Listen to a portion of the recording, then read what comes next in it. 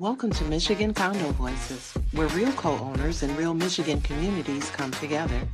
We break down the issues that matter most with clarity and transparency. Let's get into today's episode. Hi, everyone. This is Stephanie with Michigan Condo Voices. If you've ever reviewed your HOA budget and felt like something didn't quite add up, you're not alone. Most co-owners open the budget looking for a simple answer. What are we paying for and where is the money going? And at first blush, it usually looks complete. There are categories, totals, and a plan for the year. But sometimes, even when everything is listed, it still doesn't feel quite clear.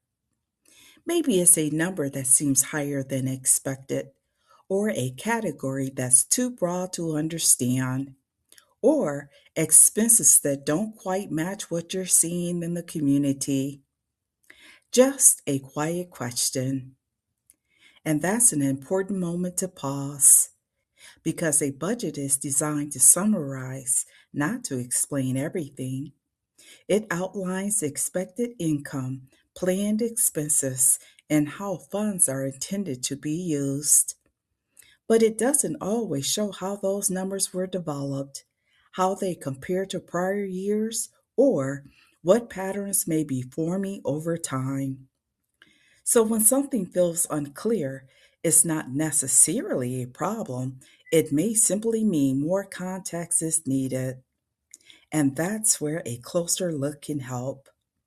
Looking at prior year financials, reviewing how expenses have changed over time, and understanding how funds are being allocated across different categories.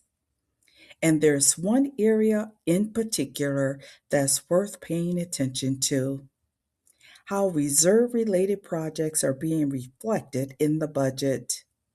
In many communities, reserves are set aside for major repairs and long term projects like roofing, paving, or structural work.